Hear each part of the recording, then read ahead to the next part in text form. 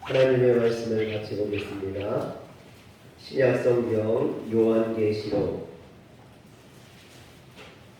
3장 7절부터 13절의 말씀입니다. 제가 갖고 있는 성경은 신약성경 402면에 나와 있습니다.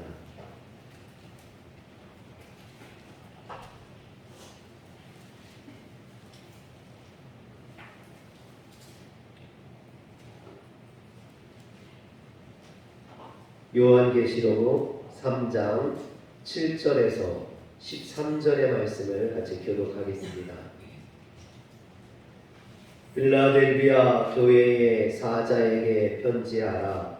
거룩하고 진실하사 다윗의 열쇠를 가지시니 곧 열면 닫을 사람이 없고 닫으면 열 사람이 없는 그가 이르시되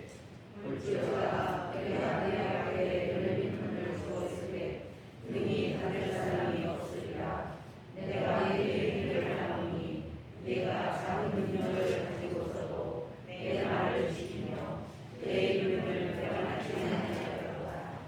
보라, 사단의 외당 곧 자칭 유대인이라 하나 그렇지 아니하고 거짓말하는 자들 중에서 몇을 내게 주어 그들로 와서 내 발 앞에 절하게 하고 내가 너를 사랑하는 줄을 알게 하리라. 네가 나의 인내의 말씀을 주셨은즉 내가 또한 너를 주어 시험의 때를 면하게 하리니 이는 장차 온 세상에 임하여 땅에 거하는 자들을 시험할 거야. 내가 속히 오리니 내가 가진 것을 굳게 잡아 아무도 내 면류관을 빼앗지 못하게 하라. 이기는 자는 내 하나님 성전에 주인이 되게 하리니 그가 결코 다시 나가지 아니하리라. 내가 하나님의 이름과 하나님의 성 곧 하늘에서 내 하나님께로부터 내려오는 새 예루살렘의 이름과 나의 새 이름을 그 위에 기록하라. 귀 있는 자는 성령이 교회들에게 하시는 말씀을 들을지어다. 아멘. 할렐루야. 오늘은 작은 능력을 가지고도 승리하는 교회라는 주제를 가지고 우리 성도님들과 함께 은혜를 나누고자 합니다. 오늘 우리가 본 이 요한계시록은 사도 요한이 pat모섬에서 유배되면서 그의 인생 마지막에 주님의 말씀과 계시를 기록한 그런 성경입니다. 창세기가 성경을 시작하는 책으로 창조와 역사의 시작을 보여준다면 요한계시록은 성경을 마감하는 책으로 세상과 역사의 종말을 우리에게 보여주는 책입니다. 그 중에서 요한계시록 2장과 3장은 주님께서 소아시아의 7교회들에게 주신 말씀입니다. 성경에서 7이라는 숫자는 완전수를 의미합니다. 하나님의 숫자이죠. 그래서 이 7이라는 것은 하나님께서 모든 교회를 대표해서 선택하신 모든이라는 뜻을 갖고 있는 거죠. 그래서 어떻게 보면 이 7교회는 교회들의 모델이라고 볼 수 있습니다. 7개의 모델을 통해서 모든 시대, 모든 교회에게 주시는 하나님의 말씀이라는 거죠.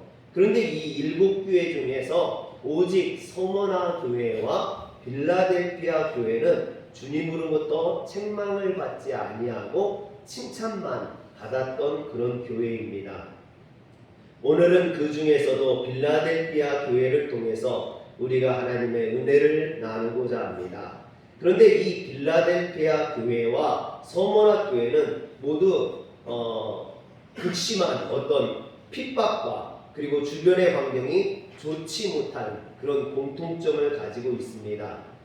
특별히 서머나 지역은요, 로마에 충성을 다했던 도시로 유명합니다. 그래서 로마가 황제 숭배 사상을 할 때 그것을 앞서서 적극적으로 지지하고 참여했던 것이 서머나 지역이에요.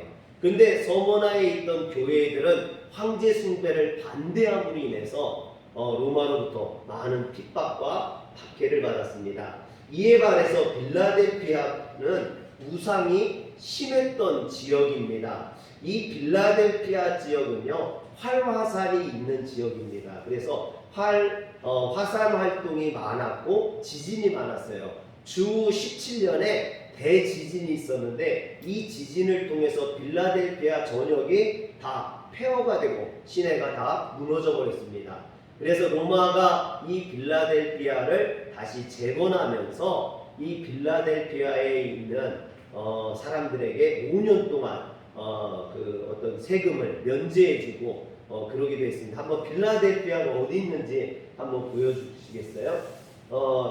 여기가 터키예요. 이렇게 보면 조금 작은 사진에 보면 터키라고 나오죠. 그리고 이렇게 이어진 부분이 유럽과 이어진 이스탄불이라고 보면 됩니다. 이렇게 보면 4대라고 빨간 글씨 옆에 보면 빌라델피아가 있고 그 옆에 보면 서머나가 있는 것을 보게 됩니다. 지금의 터키에 있는 이 소아시아의 7교회들을 나타낸 지도입니다. 이처럼 지진으로 인해서 늘 사람들이 이 빌라델피아 사람들은 두려워하고 걱정했습니다. 그래서 우상을 많이 섬겼어요. 우상을 섬김으로 인해서 신들이 자신들을 이 지진으로부터 도와줄 것이고 구원해 줄 것이라고 믿었던 겁니다. 그래서 이 빌라델피아에는 여러 신전들이 있었고 이교회 제사가 행해졌는데 이 빌라델피아에 특별히 포도주가 유명했습니다. 그래서 포도주 술의 신이었던 디오니소스를 주신으로 섬겼어요. 디오니소스 사진을 한번 보여주세요. 이게 디오니소스입니다. 한 손에는 포도를 들고 있고요, 한 손에는 술을 들고 있습니다. 포도주를 들고 있어요. 그래서 많은 사람들이 특별히 이 빌라델피아 사람들이 이 디오니소스 신을 섬겼습니다. 그러나 이 빌라델피아 교회는 우상 숭배를 거절하고 오직 하나님만을 섬김으로 이교도들에게 또는 우상을 섬기는 자들에게 많은 핍박을 받았습니다. 뿐만 아니라 이곳에 유대인들이 있었는데 유대인들로부터도 교회가 핍박을 받았습니다. 오늘 말씀 9절에 보면 보라 사단의 회당 곧 자칭 유대인이라나 그렇지 아니하고 거짓말하는 자들 중에서 몇을 내게 주어 했습니다. 이를 보면 동족인 유대인들이 그들을 교회를 핍박했던 것을 볼 수 있습니다. 이처럼 빌라델피아 교회는 유대인으로부터 핍박을 받고 또 이방인들로부터도 핍박을 받았던 그런 교회입니다. 이처럼 빌라델피아는 결코 신앙의 환경이 좋지 못했던 곳이죠. 그럼에도 그들은 신앙을 지키기 위해서 노력을 했고 박해와 핍박을 굳건히 견디어 냈습니다. 이런 진실한 교회에 주님이 책망할 것이 무엇이 있었겠습니까? 저는 이것을 보면서 반드시 신앙생활이 어떤 환경이 좋은 곳에서 신앙생활하는 것이 신앙에 도움이 된다라는 것은 아니라는 것을 알게 되었습니다. 여러분, 어려울수록 힘들수록 그 신앙이 진실하고 간절해지는 것을 보게 돼요. 너무 신앙은요, 편안하면 신앙이 약해져요. 여러분, 화초도 마찬가지 아닙니까? 화초도 온실 속에서 큰 화초는 연약해요. 그러나 들판에서 거친 비바람을 맞고 자라는 화초는 튼튼하고 강합니다. 오늘 우리의 신앙이 물론 편안하게 신앙생활하면 좋겠지만 그것보다는 더 강하고 담대할 수 있는 그런 신앙, 믿음이 되시길 주의 이름으로 축원합니다.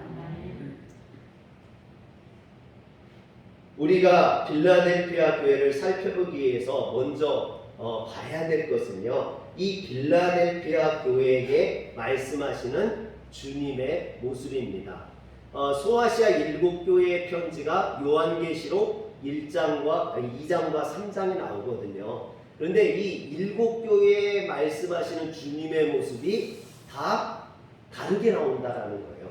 서로 다 다르다라는 거죠. 한번 우리가 찾아보겠습니다.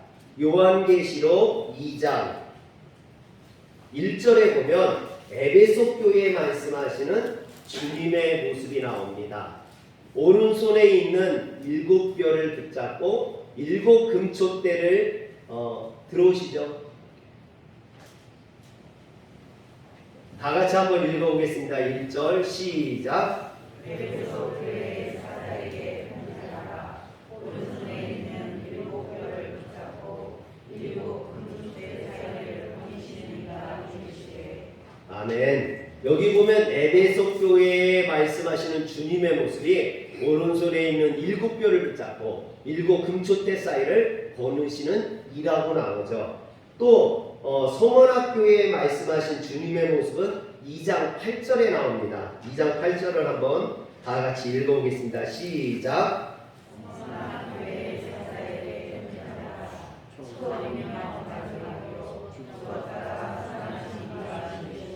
네, 성원학교에 말씀하신 주님의 모습은 처음이며 마지막이요 죽었다가 살아나신 이로 묘사하고 있죠. 그리고 세 번째로 버가목교에 말씀하신 주님의 모습은 12절 다 같이 읽겠습니다. 시작. 버가목교회 사자에게 공지하라. 자기의 말씀을 지시기가 주시되. 또 18절에 보면 두아디아 교회에게 말씀하신 주님의 모습도 한번 같이 읽겠습니다. 시작. 두아디아 교회 사자에게 공지하라. 그 눈이 붉고 그 발이 빛나는 수석과 같은 하나님의 아들이 되시되. 네, 두아디아 교회에 말씀하신 주님의 모습은 그 두 눈이 불꽃 같고 그 발이 빛난 주석과 같은 하나님의 아들이라고 묘사하고 있습니다. 또 3장 1절에 보면 사대교회에게 말씀하신 주님의 모습이 나옵니다. 한번 같이 읽겠습니다. 시작. 사대교회 사자에게 공지하라. 하나님의 일곱과 7뼈를 가지시니가 이르시되 내가 내게 은혜를 나누니 내가 쌓았다 하는 이는 그러나 주주하라. 아멘. 또 14절에 보면 라우디아 교회에 말씀하신 주님의 모습도 나옵니다.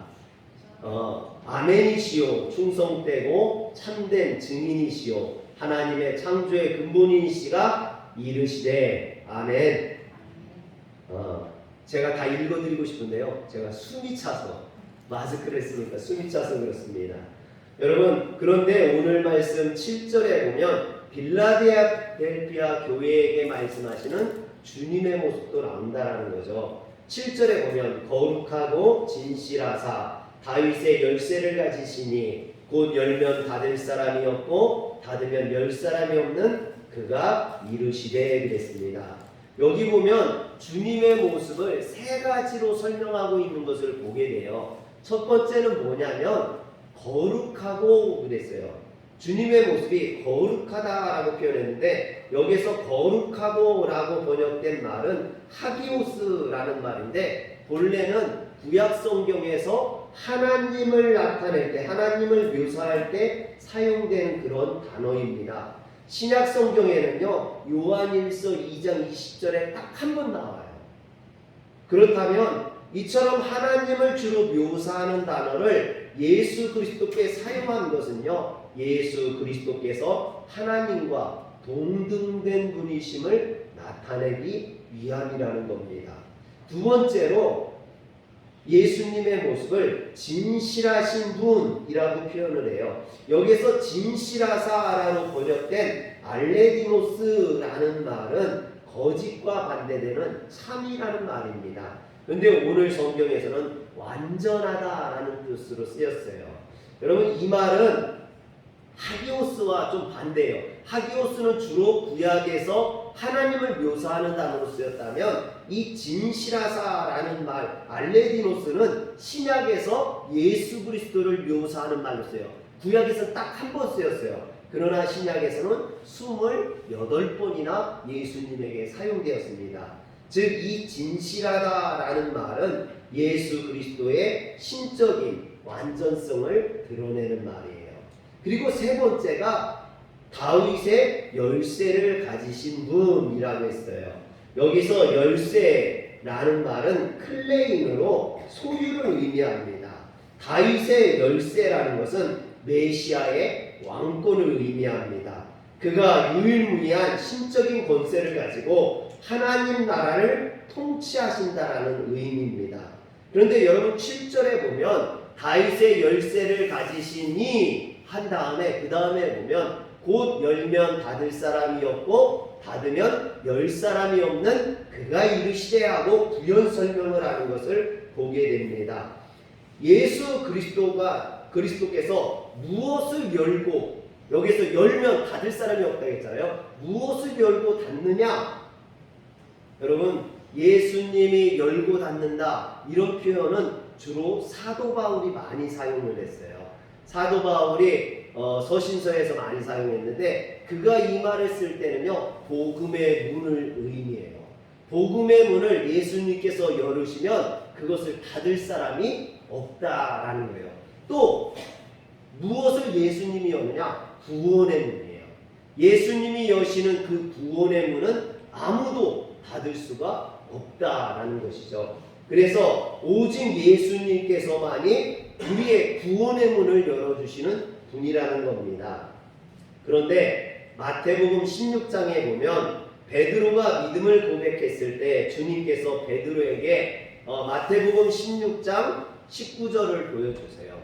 19절에 보면 내가 천국 열쇠를 내게 주리니 네가 땅에서 무엇이든지 매면 하늘에서도 매일 것이요 내가 땅에서 무엇이든지 풀면 하늘에서도 풀리리라 그랬습니다.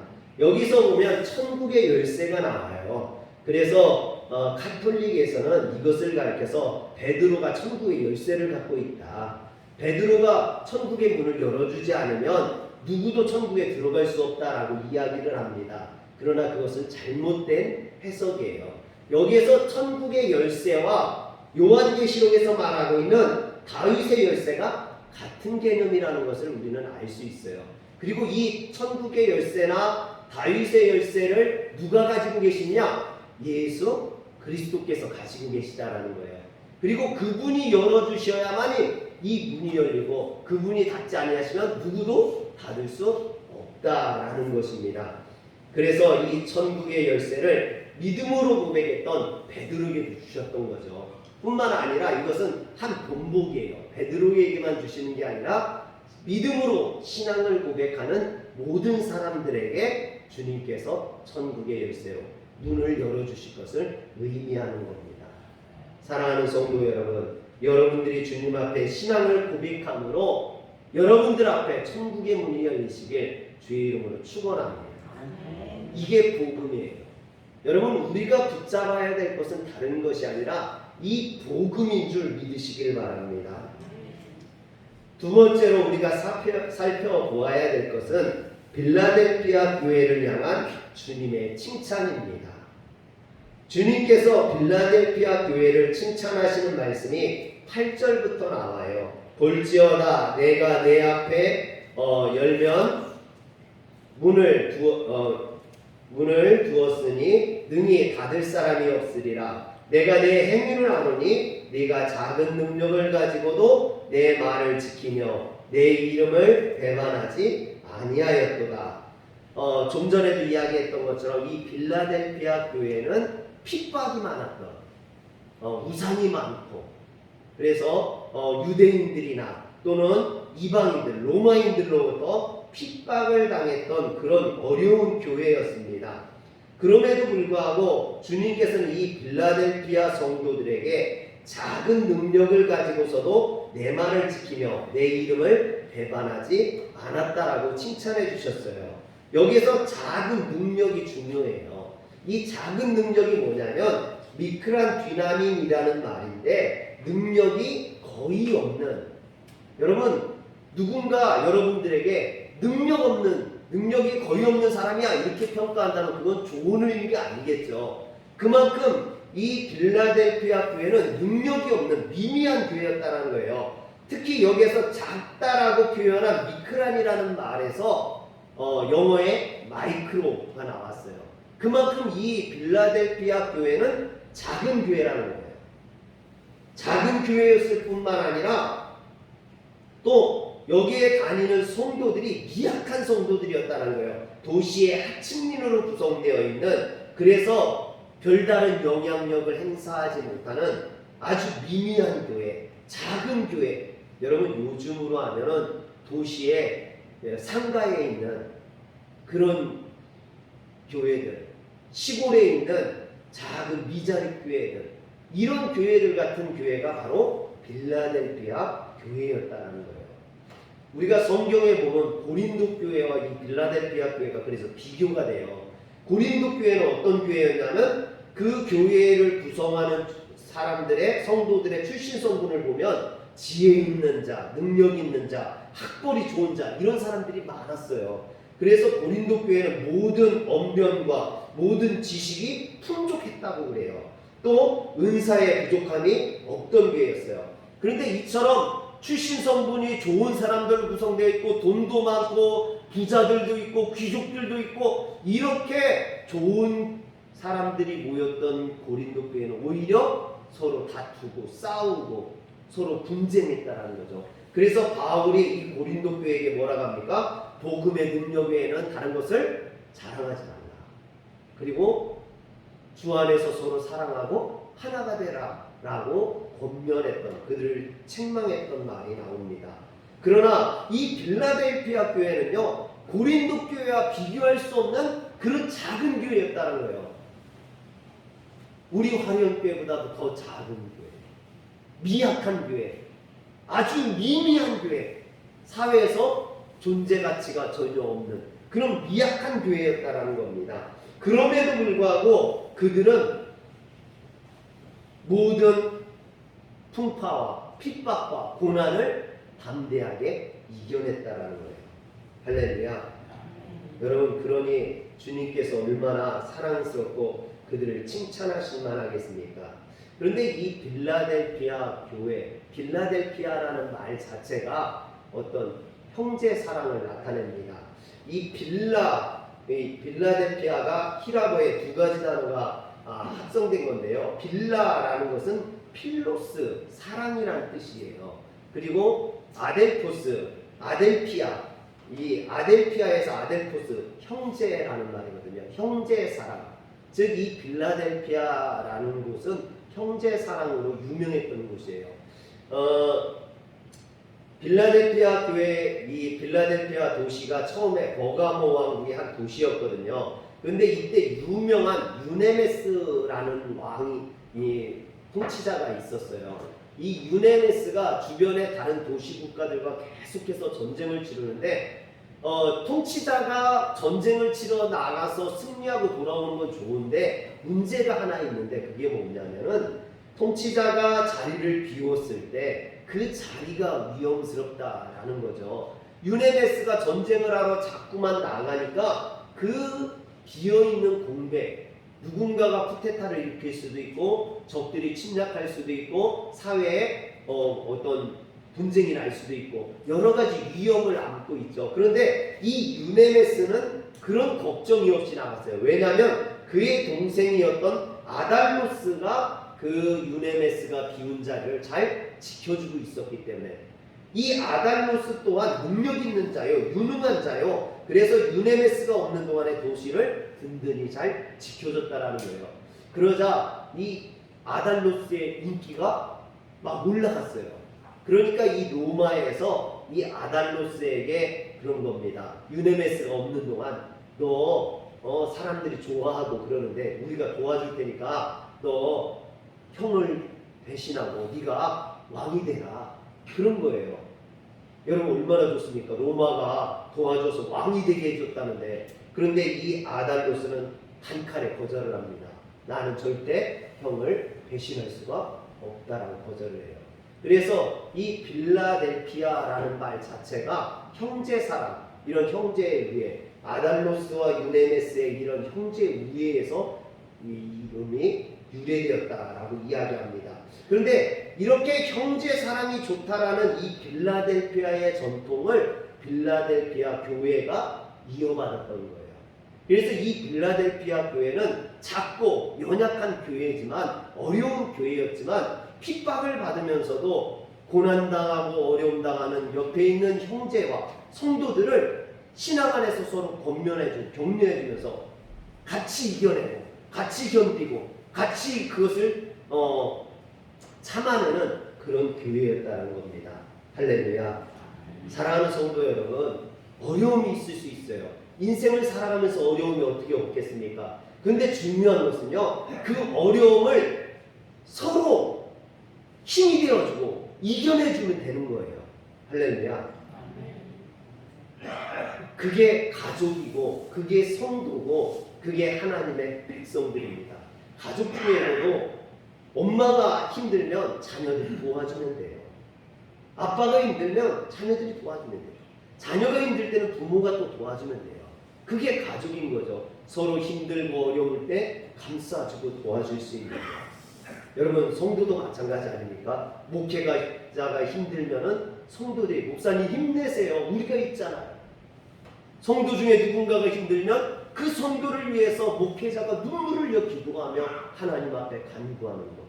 그게 바로 빌라델피아 교회였다는 거예요.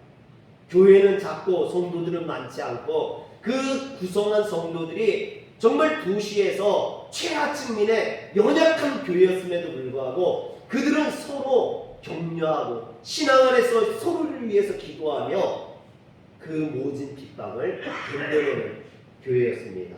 그래서 주님은 그들을 칭찬하고 있는 겁니다. 이 얼마나 아름다운 교회입니까? 오늘날 우리 교회들이 본받아야 될 그런 교회의 모습이 이런 모습인 줄 믿으시길 바랍니다. 그래서 주님은 빌라델피아 교회를 향해서 내 앞에 새 예루살렘을 향한 열린 문을 두었다 그랬어요. 구원의 문이 너희들 앞에 열려있다라고 이야기하신 겁니다. 여러분, 이게 얼마나 큰 축복이요 칭찬입니까? 여러분들이 신앙 안에서 서로를 도와주고 격려해주는 사람으로서 믿음으로 반드시 섬으로 인해 여러분들 앞에 구원의 문이 열려있기를 주의 이름으로 축원합니다. 사랑하는 성도 여러분, 교회의 퀄리티를 결정하는 것은 건물의 크기나 성도들의 숫자가 아니라는 거예요. 교회의 사이즈가 크냐 작느냐 이게 중요한 게 아닙니다. 바로 주님의 말씀에 얼마나 순종하느냐, 주님의 말씀에 얼마나 서로 사랑하고 협력하느냐. 할렐루야. 저는요, 우리 화려교회가 너무나 좋은 교회라고 생각을 해요. 지난주에 제가 이제 친구들을 만나러 갔었는데요. 친구 목사님 한 분이요, 힘든 이야기를 해요. 교회가 참 큰 교회거든요. 그래서 다른 친구들이 다 부러워하는 그런 목사님이었어요. 근데 이번에 만났더니요, 한 5년쯤 늙었어. 저보다 한 살 어린데 저보다 한 5살은 뭐 10살은 더 많아 보이는 거예요. 그래서 아니 왜 이렇게 얼굴이 상했냐고 그러니까요. 목사님 말도 마요. 너무 힘들어요. 그래. 아니 큰 교회에서 뭐가 힘드냐고. 우리 작은 교회들이나 요즘 코로나 때문에 힘들지 그런 큰 교회, 도시에 있는 교회가 뭐가 힘드냐고 했더니 성도들 2명이 그렇게 괴롭힌대. 너무 힘들게 한다는 거예요. 그래서 목사님이 정말 힘이 없고 너무나 힘들어가지고요, 목회 그만하고 싶고 그런 얘기를 합니다. 여러분, 크고 작으냐가 중요한 게 아니에요. 서로 사랑하는 교회, 목회자를 사랑하고 목회자가 성도를 사랑하는 교회, 성도들이 서로 사랑할 수 있는 교회, 그런 교회가 좋은 교회인 줄 믿으시길 바랍니다. 그런데 주님께서 이 빌라델피아 교회를 칭찬하실 뿐만 아니라 이 빌라델피아 교회에게 주님의 구원의 약속을 주십니다. 주님이 주시는 약속은요, 2가지로 볼 수 있어요. 소극적인 것과 적극적인 것. 여러분, 9절을 한번 볼까요? 9절에 보면 보라, 사단의 회당 곧 자칭 유대인이라나 그렇지 아니하고 거짓말하는 자들 중에서 몇을 내게 주어 그들로 와서 내 앞에 절하게 하고 내가 너를 사랑하는 줄을 알게 하리라. 빌라델피아 교회를 핍박하던 유대인이 오히려 복음을 듣고 그가 이 빌라델피아 교회에 나와서 무릎을 꿇고 회개했다는 얘기거든요. 여러분, 아까도 이야기했지만 이 소아시아의 7교회들 중에서 서머나 교회와 빌라델피아 교회만 주님 앞에 책망을 받지 않은 교회라겠어요. 그런데 이 두 교회가 반대되는 현상이 나타나요. 어떤 현상이 나타나냐면 이 서머나 교회는 서머나 교회를 핍박하던 사람들 때문에 서머나 교회에 있던 성도 몇 사람이, 신실했던 성도 몇 사람이 순교하는 일이 벌어져요. 잡혀가서 죽임을 당했다라는 거죠. 2장 한번 볼까요? 보라 사단의 회당 곧 자칭 유대인이라나 그렇지 아니하고 거짓말하는 자들 중에서 몇을 내게 주어 그들로 와서 내 발 앞에 2장 10절 보여주세요. 내가 나의 2장 10절. 네, 2장 10절. 너는 장차 받을 고난을 두려워하지 말라. 볼지어다 마귀가 장차 너희 가운데서 몇 사람을 옥에 던져 시험을 받게 하리니 너희가 10일 동안 환난을 받으리라. 내가 죽도록 충성하라. 그리하면 내가 생명의 관을 내게 주리라. 몇 사람을 넘겨서 옥에 가두고 그들이 순교하는 일이 벌어집니다. 여러분, 이 서머나 교회에는 이처럼 순교자가 나온 거예요. 핍박에도 굴하지 않는 성도들의 영광스러운 모습을 보여주면서, 그리고 이처럼 믿음을 위해 핍박받고 순교자들에게 주님은 생명의 면류관을 내게 주겠다라고 약속해 주셨어요. 그래서 서머나 교회 성도들은 핍박을 두려워하지 않고 죽음에도 기꺼이 꺼지지 않는 신실한 믿음을 가질 수 있었던 거예요.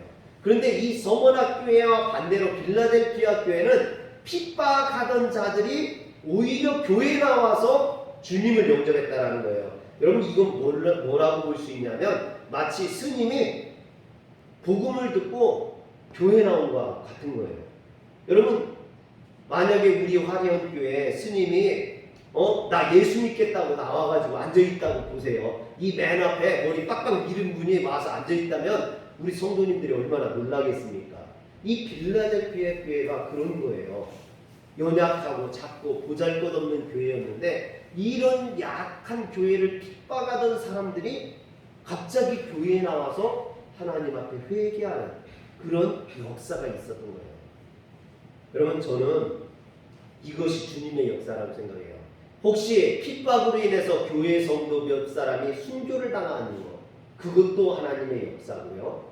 오히려 핍박하던 사람들이 교회에 나와서 하나님 앞에 회개하는 것도 역사라고 생각해요. 빌라델피아 교회는 작고 연약한 교회였습니다. 거기에서 몇 사람이 순교를 당했다면 아마 빌라델피아 교회는 많이 흔들렸을 수도 있어요.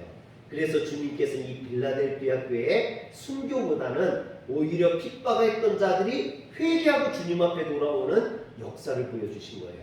기적을 보여주신 거예요. 능력을 보여주신 거예요.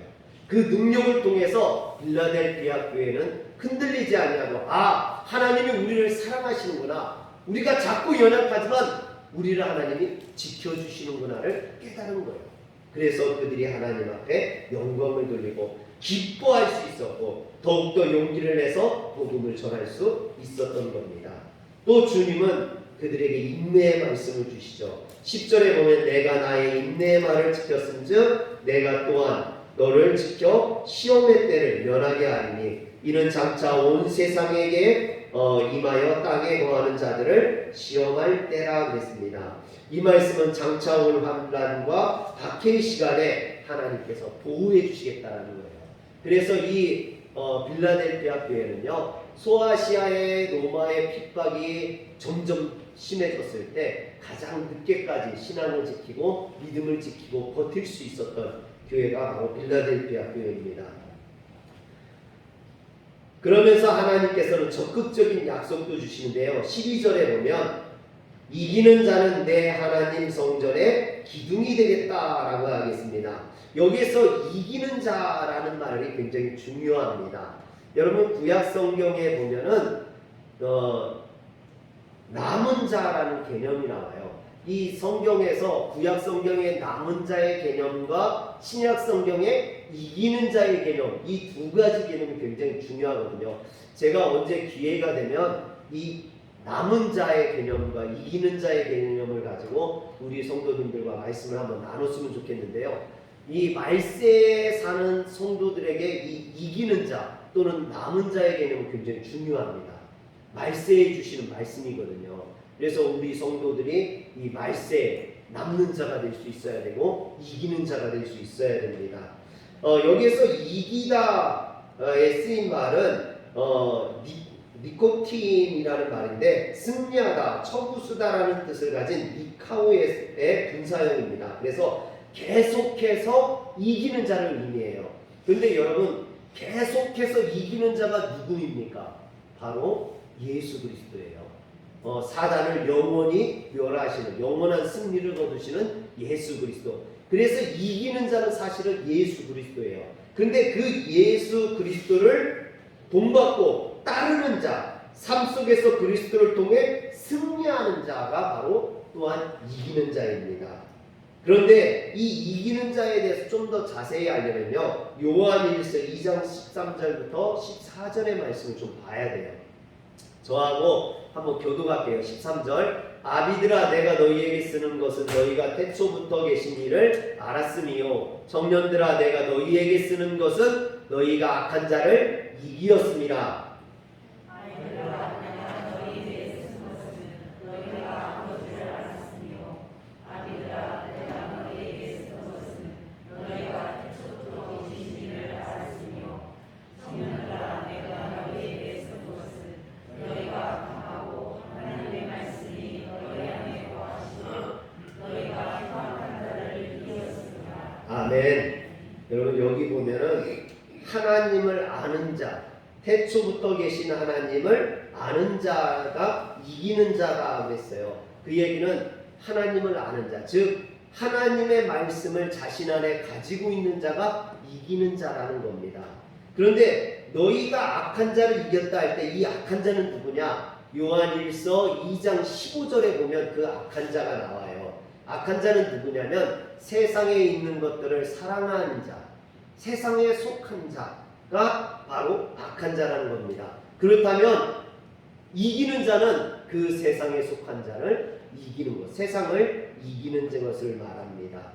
여러분 빌라델피아 교회가 그러면 힘있고 능력이 있어서 이 세상의 이방의 종교들을 이겼느냐, 싸워서 이겼느냐, 그런 말이 아니죠. 그들은 세상적인 가치관, 즉 황제 숭배나 우상 숭배라는 이런 무서운 가치관에 물들지 않고 오직 여호와 신앙을 끝까지 지켜냈다라는 거예요. 그것이 이기는 것이다라는 거죠. 사랑하는 성도 여러분, 오늘 우리가 세상을 이기는 방법은요, 싸워서 이기는 게 아니에요. 우리의 신앙을 지켜서 이기는 거예요. 할렐루야. 세상은 점점 신앙을요 무시해요. 신앙생활을 할 수 없게 만들어요. 여러분 텔레비전이나 또는 핸드폰만 켜도요, 그 안에 세상적인 가치관, 세상적인 욕구가요 얼마나 가득한지 모릅니다. 요즘 연애 프로를 보면요, 다 기독교, 반기독교적인 그런 것들이 나와요. 전 보고, 무당 나오고, 절이 나오고. 여러분 드라마들을 보세요. 요즘 하는 무슨 펜트하우스, 거기에 보면요 막장이에요. 학교 폭력이 나오고 불륜에 폐륜에 살인까지. 여러분 요즘 하는 드라마가 그래요. 살인이 안 들어가면 드라마가 안 돼요. 뭐 흡혈귀가 나오고요, 좀비가 나오고. 요즘 드라마들이 다 그런 거예요. 이런 속에서 우리 기독교인들이 신앙을 지키고 믿음을 지키기가 얼마나 어려운지 모른다는 거죠. 그런데 이기는 자는 끝까지 신앙을 지키는 자라는 거예요. 예배드리기 이 어려운 때에 끝까지 예배를 드릴 수 있는 자, 내 믿음을 지키고 내 신앙을 지킬 수 있는 자, 그런 자가 이기는 자라는 겁니다. 그런데 하나님께서는요, 이런 이기는 자를 하나님의 성전에 기둥이 되게 해주시겠다라는 거예요. 여러분 기둥은요, 기둥을 뽑아버리면 집이 무너집니다. 기둥은 꼭 필요한 존재, 없어서는 안 되는 존재죠. 그런데 하나님께서는 이 작은 빌라델피아 교회 성도들을 하나님 나라의 기둥으로 삼아주겠다라는 거예요. 여러분, 큰 교회 성도들을 기둥 삼아주시겠다고 하지 않았어요. 유명한 교회 성도들을 기둥 삼아주겠다고 하지 않았어요. 똑똑한 성도들을 기둥 삼아주시겠다고 하지 않았어요. 끝까지 믿음을 지키는 자, 아무리 작은 교회라고 할지라도 신앙을 잃어버리지 않고 믿음을 잃어버리지 않고 하나님을 섬기는 자들로 하나님 나라의 기둥을 삼아주시겠다고 했어요. 사랑하는 성도 여러분, 저와 여러분이 모두 하나님 나라의 기둥 같은 존재가 되시길 주 이름으로 축원합니다. 그러려면요, 하나님 나라의 기둥이 되려면 먼저 교회의 기둥이 되시길 바랍니다. 화려교회 기둥 같은 성도가 되시길 바랍니다. 교회에서 기둥 같은 성도는 분명 하나님 나라에서도 기둥 같은 성도가 될 것입니다. 이런 성도들에게는 주님께서 11절에 뭐라 하냐면, 내가 가진 것을 굳게 잡아 아무도 내 면류관을 빼앗지 못하게 하라고 했어요. 여러분, 여러분들에게 주신 그 면류관 빼앗기지 마시길 바랍니다. 주님이 여러분들을 구원하시기 위해서 주신 그 면류관, 여러분들을 하나님 나라의 기둥으로 삼아주실 그 소명 잃어버리지 마시고, 우리가 작거나 어렵거나 힘들거나 특별히 예배드리기 어려운 이때, 신앙 지키기 어려운 이때 내 믿음을 끝까지 빌라델피아 교회처럼 지킴으로 여러분들이 하나님 앞에 이와 같는 칭찬을 받고 축복의 약속을 받는 성도들 되시길 주의 이름으로 축원합니다. 기도하겠습니다. 전능하신 하나님, 오늘 우리가 주님 앞에 너무나 연약하고 보잘것없는 성도이오나 하나님 앞에 간구하고 기도하고 있는 것은 우리가 모든 시험과 환난을 이겨내고 끝까지 우리의 신앙을 지킴으로 하나님 나라의 기둥이 되기를 소원합니다. 오늘 우리로 하나님께서 축복하여 주시고 하나님의 나라의 기둥 같은 성도요, 이 땅에 마지막을 비출 수 있는 등불과 같은 교회가 되게 하여 주시옵소서. 우리 주 예수님의 이름으로 기도합니다. 아멘.